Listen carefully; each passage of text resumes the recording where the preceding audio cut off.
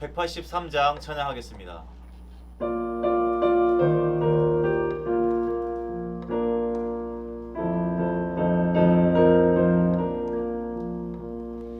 빈들의 마른 풀같이 시들은 나의 영혼, 주님이 약속한 성령 간절히 기다리네.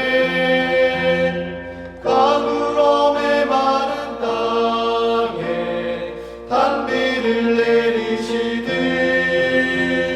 성령의 단비를 부어 새 생명 주옵소서. 한가운 빗소리 들려 산천이 춤을 추네. 봄비로 내리는 성령 내게도 주옵소서. 가물음의 마른 땅에 단비를 내리시듯 성령의 단비를 부어 새 생명 주옵소서. 절 따라 우로를 내려 조목이 무성하니 갈급한 내 심령 위에 성령을 부으소서. 가물음의 마른 땅에 단비를 내리시듯 성령의 단비를 부어 새 생명 주옵소서. 참되신 사랑의 언약 어딜 수 있사오랴. 오늘의 흡족한 은혜 주실 줄 믿습니다.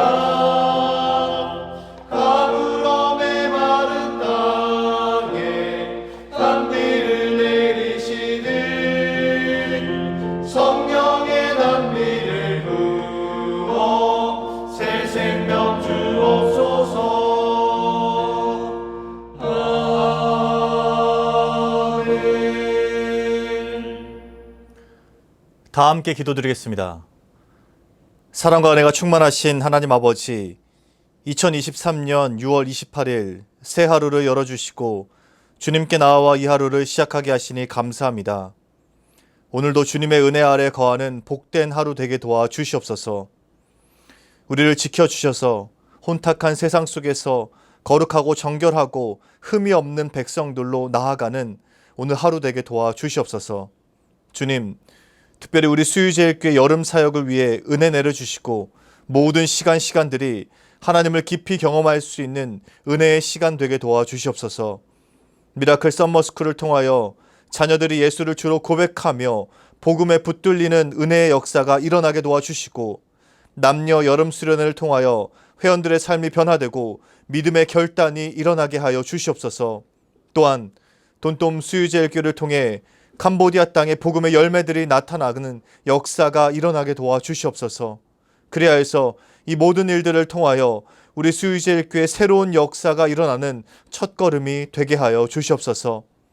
무더운 여름 또 장마 가운데 주님께서 우리 성도들 지켜주시고 우리 성도들 상함 없이 해함 없이 주님의 은혜 아래 머물 수 있도록 주님 도와주시옵소서. 이제 주님께서 허락하신 말씀의 자리로 나아갑니다. 오늘도 주님의 말씀이 우리의 삶을 인도하는 역사가 일어나게 도와주시옵소서.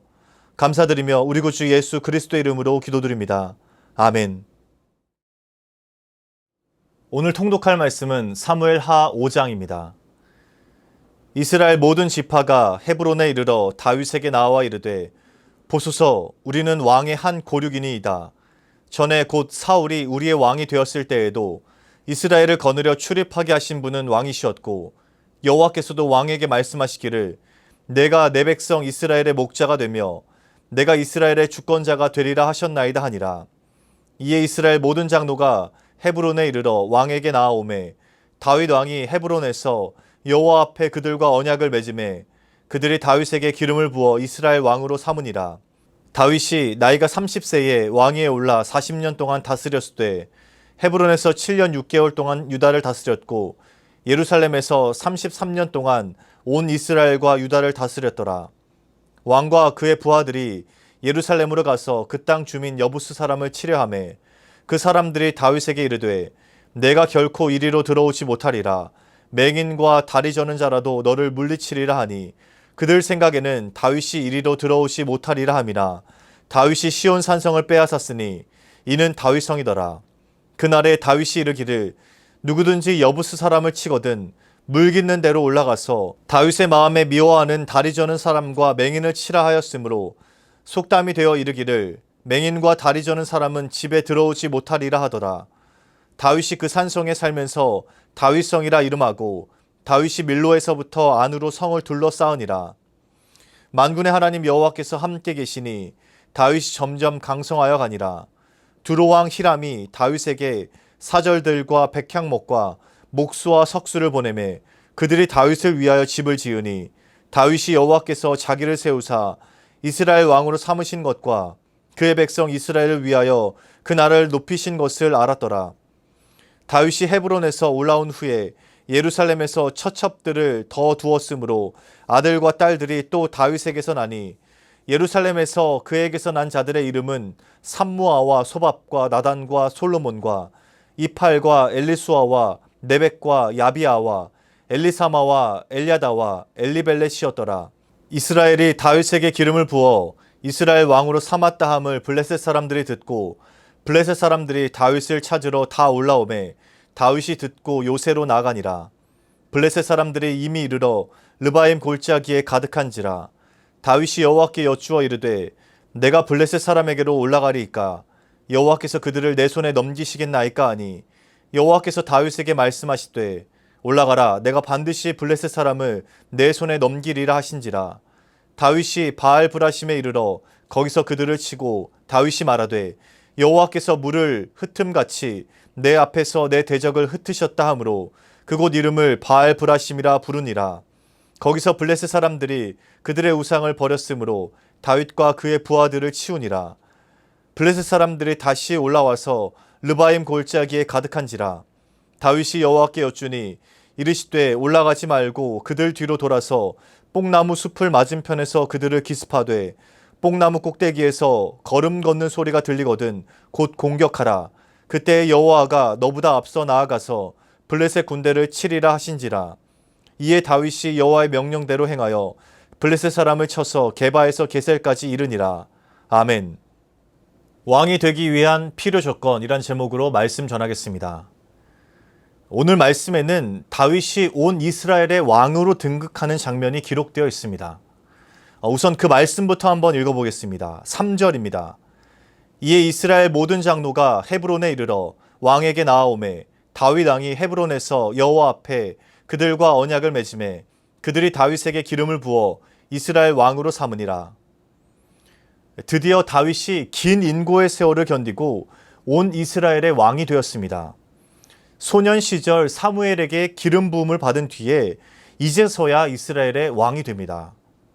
사무엘하 2장에서 유다의 왕으로 세워지긴 했지만 온 이스라엘의 왕으로 등극한 것은 바로 오늘 말씀에서입니다. 통상적으로는 기름 부음을 받고 즉위식을 거쳐 왕이 되는 이 일련의 과정들이 바로 이어지게 되어 있습니다. 그런데 다윗의 경우는 달랐습니다. 다윗은 오래전에 기름 부음을 받고 왕이 되기까지 한참의 시간이 걸렸습니다. 어지간한 사람들이라면 인내하지 못하고 좌절하고 포기했을 겁니다. 혹은 하나님께서 왜 이렇게 약속을 이뤄주지 않으시지 라며 따져 물었을 겁니다. 만약 성질 급한 사람이었다면 억지로라도 사울을 제거하고 왕위에 오르려고 갖은 수단을 동원했을 겁니다. 사실 다윗을 제외한 주변 인물들은 다윗에게 그렇게 바랬습니다. 다윗을 따르던 사람들은 다윗이 빨리 사울을 죽이고 왕이 되었으면 하는 마음이 간절했습니다. 그리고 어쩌면 다윗 역시도 늘 유혹이 있었을지 모릅니다. 다 내려놓고 포기할까? 아니면 내 힘대로 내 능력과 생각대로 일을 처리할까? 유혹과 고민이 있었을 겁니다. 그러나 다윗은 섣불리 왕위의 자리를 차지하려고 하지 않았습니다. 사람의 생각으로 움직이지 않았습니다. 잠잠하게 하나님의 때를 기다리며 그 인고의 시간을 보냈습니다. 그리고 마침내 그 긴 시간 끝에 오늘 말씀에서 다윗은 이스라엘의 왕이 됩니다. 우리가 다윗의 즉위식 장면을 이 말씀 한 구절로 읽어서 감동이 그리 크지 않게 올 수 있습니다. 그러나 다윗은 이 순간에 지난 날들이 주마등처럼 스쳐 지나갔을 겁니다. 그리고 수만 가지의 복합적인 감정이 차올랐을 겁니다. 그렇게 다윗은 하나님의 때에 하나님의 방법으로 이스라엘의 왕이 됩니다. 그런데 오늘 말씀을 가만히 보면 다윗이 왕이 될 수 있었던 이유가 따로 있었구나 생각하는 말씀이 기록되어 있습니다. 다윗이 그저 버티고 견디기만 해서 이스라엘 왕이 되었던 것이 아니라 왕이 될 수 있었던 결정적인 이유가 있었구나라고 생각되는 지점이 있습니다. 다윗이 왕이 될 수 있었던 보다 근본적이고 객관적인 이유가 있었던 겁니다. 우선 1절 말씀에 보면 첫 번째 이유가 나와 있습니다. 이스라엘 모든 지파가 헤브론에 이르러 다윗에게 나와 이르되 보소서 우리는 왕의 한 고륙이니이다. 이제 이스라엘의 모든 지파가 헤브론에 있던 다윗에게 나아갑니다. 그리고 그들이 다윗에게 우리의 왕이 되어달라고 세 가지 근거를 제시합니다. 다윗에게 자신들의 왕이 되어야만 하는 이유를 분명하게 설명한 것이죠. 우선 자신들이 왕의 한 고륙이라고 설명합니다. 본래 뜻은 당신의 뼈, 당신의 살이라는 뜻인데요. 북쪽 지파들은 자신들도 다윗과 인척 관계에 있음을 호소합니다. 다윗의 마음을 열고 호의를 구하기 위해서 다윗과 자신들의 관계를 설명하고 있는 것이죠. 그런데 여기에는 보다 더 중요한 이유가 담겨 있습니다. 한 고륙이다, 한 민족이다, 감정적인 이유만으로 호소한 것이 아니었습니다. 이들은 하나님의 율법을 들어서 다윗을 왕으로 세우고자 한 겁니다. 신명기 율법에 의하면 이스라엘에서 왕을 세우려고 할 때에 반드시 형제 중에서 한 사람을 세우라고 기록하고 있습니다. 신명기 17장 15절 말씀 보겠습니다. 반드시 내 하나님 여호와께서 택하신 자를 내 위에 왕으로 세울 것이며 내 위에 왕을 세우려면 내 형제 중에서 한 사람을 할 것이요 내 형제 아닌 타국인을 내 위에 세우지 말 것이며. 사울도 이 기준에 의해 왕이 되었었죠. 다윗 역시도 마찬가지입니다. 이스라엘의 형제이고 이스라엘 사람이기에 율법에 의해서 조건을 갖춘 사람이기에 왕이 될 수 있었던 겁니다.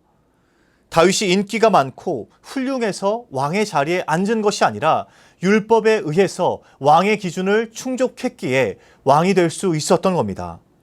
두 번째 기준은 2절 상반절에 기록되어 있습니다. 전에 곧 사울이 우리의 왕이 되었을 때에도 이스라엘을 거느려 출입하게 하신 분은 왕이시었고 이 말씀은 다윗이 장수로서 전쟁터에서 활약하던 때를 염두에 둔 표현입니다. 다윗은 사울이 왕으로 있던 시절에도 이스라엘을 이끌고 전쟁에 나갔습니다. 그리고 그 전쟁에서 큰 공을 세웠습니다.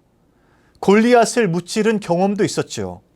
다윗은 이미 그 전쟁에서 잔뼈가 굵었고 전술에 능했던 사람이었습니다.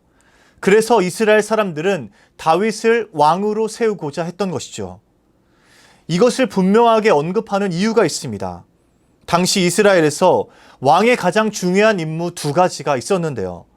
평시에는 재판에서 정확한 판결을 내리는 재판관의 역할이었습니다.